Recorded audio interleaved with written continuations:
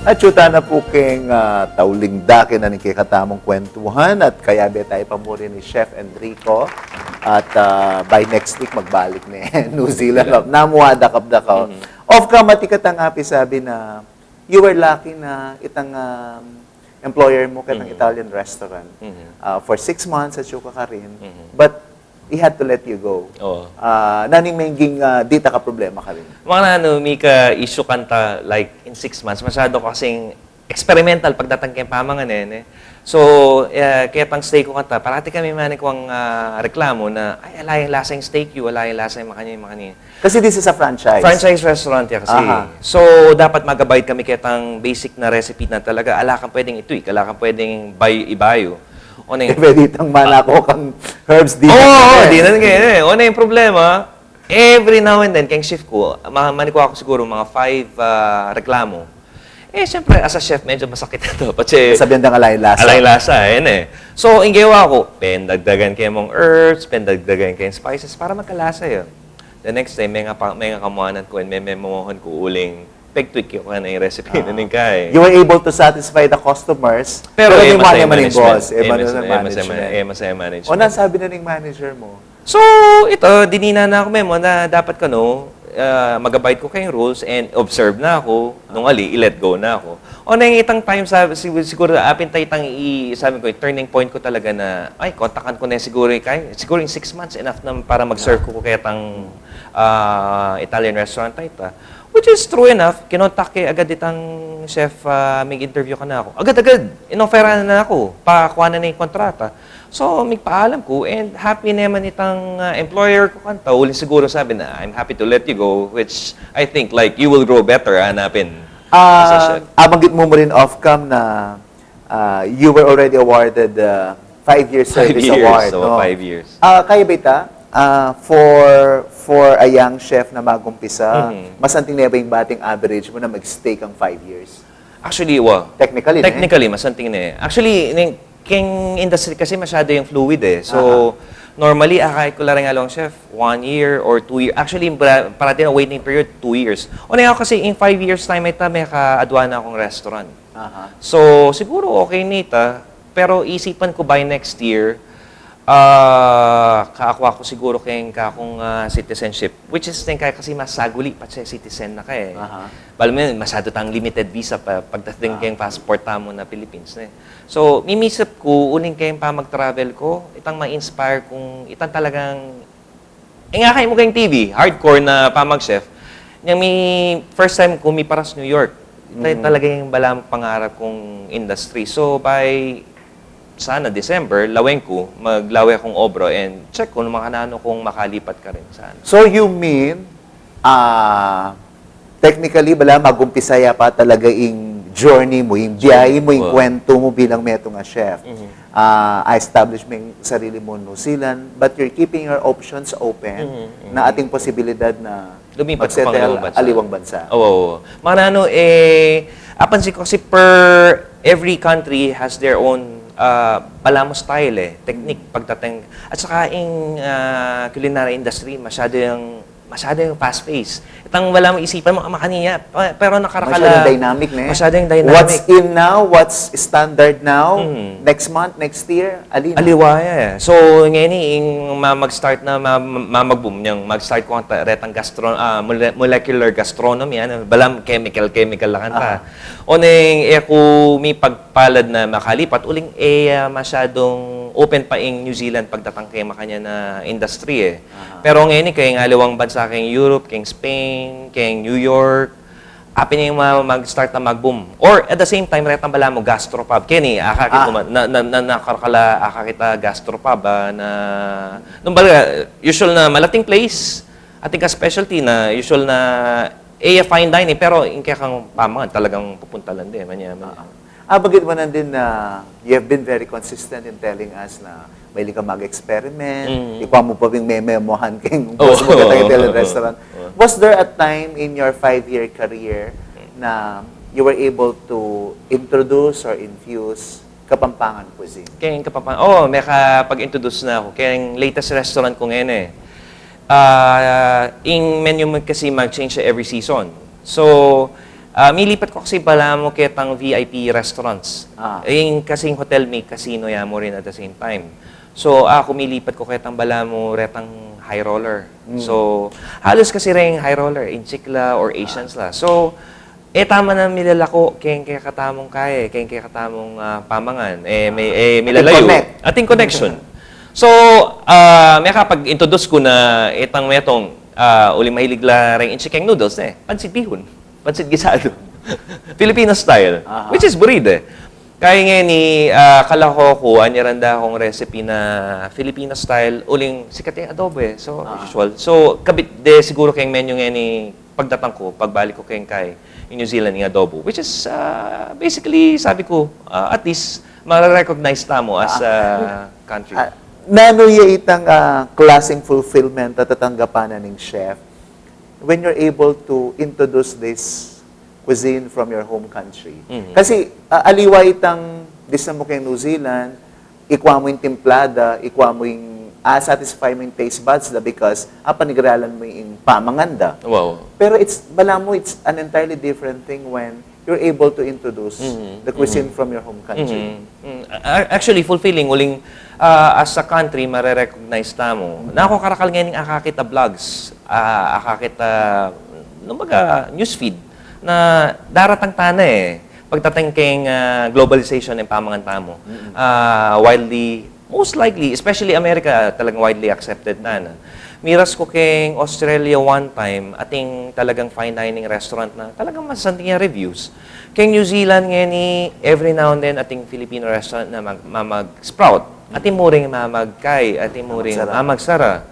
Siguro in times na dakal mo muna yung mamagsara, uling itamo mo rin kasi as Filipinos, nakakalabias na magluto mo rin kasi At saka, yung thinking da rin Filipino, patse, tama magpadaig. O nang, atak man kayo, mengan ko kayo. Mamanya, mas biyasa ko pang magluto ka rin. And speaking of that, napansinan ko ka rin travels mo na you make sure na mamangan ka. Whether maragula restaurant, street food. You continue to educate yourself with this particular type of food.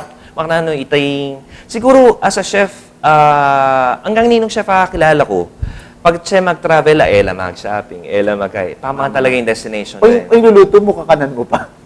Actually, surprisingly, sabi na, patang nagluto ko. Pakanan mo nga rin kay gana-gana kimbali, pero aliwain kanan mo. Aliwain kanan ko. Pero you still get excited by the food that you prepare. And at the same time, sabi ko, patse, ating kung ikita pa man kayong metong lugar, buri kayong replicate, buring-buri kayong replicate, patanggawan kayo, ba't medyo may amaze na ako man kayong resulta na. Talagang, sabi ko, biyasa ka pa rin. What about plans of putting up your own restaurant? Ita siguro yung metong planong gawan ko, not in the near future. Uling buri ko, dakal ko pa buring tutunan Sabi tapin na din, bagong pisaya pa talaga yung pamaglakde mo Although siguro, nung Kenny, sagurita mo uling medyo mas... What if an offer comes to you? Actually, honestly, nakarakal offers na offer.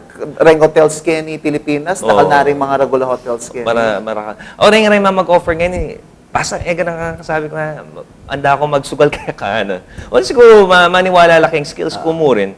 Which is, ako para ka ako, ating kung buring i-introduce kaning Pampanga, particularly, na nung buri ko, mas ma-enhance o mas upgrade yung palette tamo as Filipino or Kapampangan itself. Napansin ko kayong Kapampangan, ngayon potang nga chok kayo sabi ko, kanya man. Siguro dakal naka-exposure na ikit. Puri kong And do you think Kapampangans are ready for that?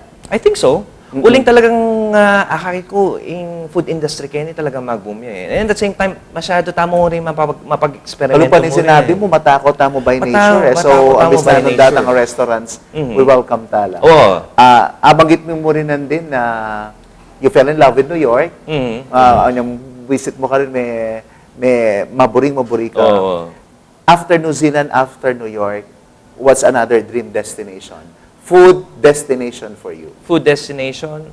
Paris. Masanting Paris. Uling ako, talagang passion ko talaga yung pastries. Aha. So, part-time ko kasi gagawin pastries eh. Baladapin na rin halong barkada ko, pastry chef ko eh. Aha. O nang ako talaga may garal actually pastry. So, talagang passion ko mo yung, ita mo kasi, mahilig mo kay Mayu mo yan eh. So, happy nito. So, buri ko sana, Paris mo rin uling para, isipan ko sana, mag-enroll sana kay Paris o nang mal. Medyo makta ka kung bagya. Makalano ko may linya king pastries. Pastry. Bali, ako kasi, yung nilipat ko New Zealand, ako by nature, sweet tooth ko eh.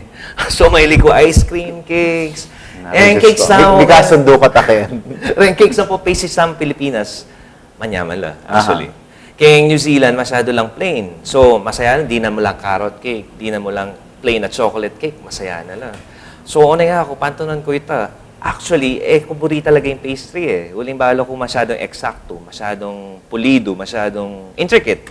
Ako kasi buri, itang bara-bara ka, or kaya pa magluit, tansya mo, eh. Tansya, discarding bagya. Discard ng bagya, okay na. O na yung pastry kasi talagang dapat eksakto ka nung alim may bagsak yung cake mo. So, may mag-start ko YouTube. YouTube ko mo mag-start.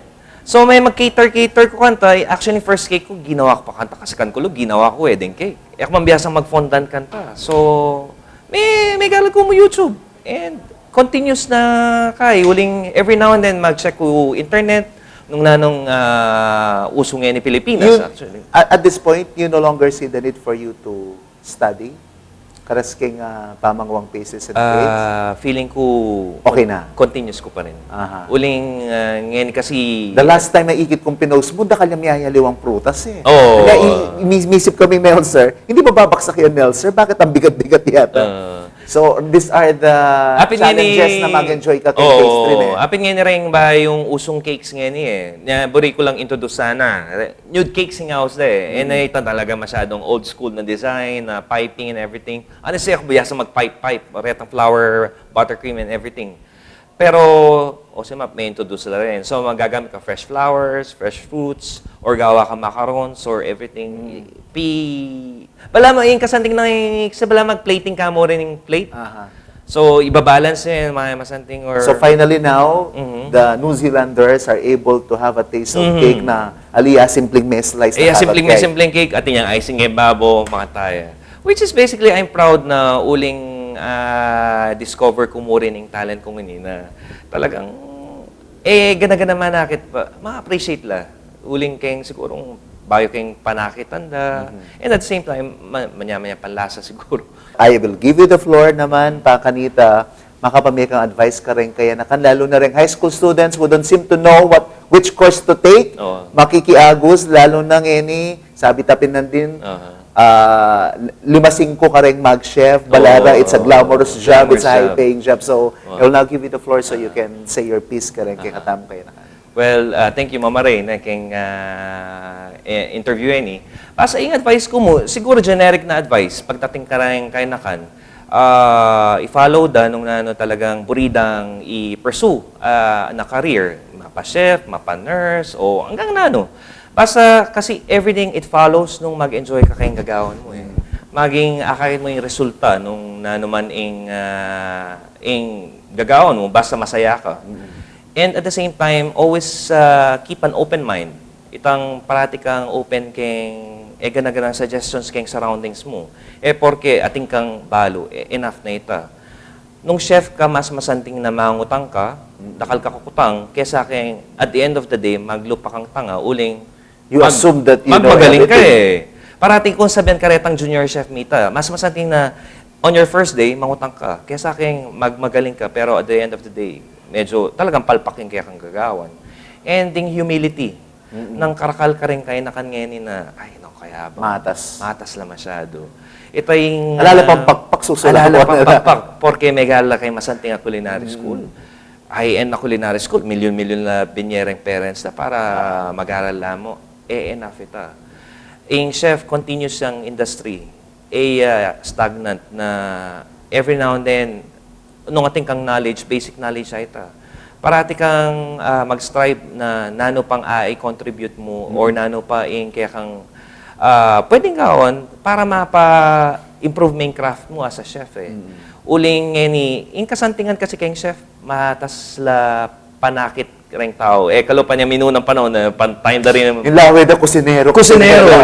Puri na maging kusinero ka. Pero ngayon talagang, I can say it's a glamorous industry. And at the same time, matas la respeto ng tao. At saka, nga yung mga kanta, proud na proud yan ka na po at sabihin na, ay, ikong, mi pa kanano ya, ay, chef na yun.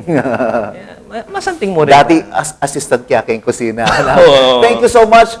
Worth it, sulit yung pamarinaya kung Thank you mo miyakin rin, ka Mama after Ray. 23 years. After Because 23 the last years. time I saw you, 1993. Wow. Kay Hugo San Fernando. na ito. Dakala salamat at binuklat mo yung BMO and I'm sure you were able to inspire a lot of our young Kapampangan viewers. And Thank kay you po mo rin, Magripa Mama Ray. Channel, magbalik ka pa rin po personalan. Personalan. Siyempre, yung maging kompleting episode namo, muli kami mangulo kay ng kusina ng Teaspoon Cafe. Thank you so much to Miss Bess Tanglao Castro for allowing us to use the kitchen of Teaspoon Cafe. Kaya po kay Friendship, Barangay Tutut, Angela City. Nandito na ang Bali, magluto ko ngayon na pasta vongole. Vongole it means clams in Italian. So medyo matindi kayo ng ito kung chips, basically.